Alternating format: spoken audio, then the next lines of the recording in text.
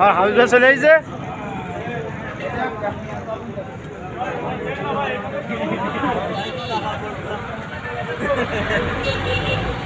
আইছেন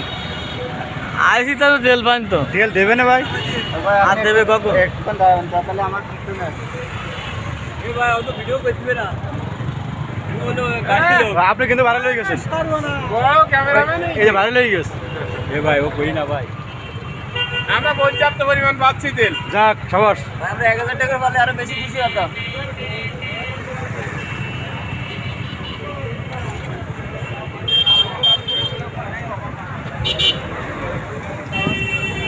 ভিডিও করে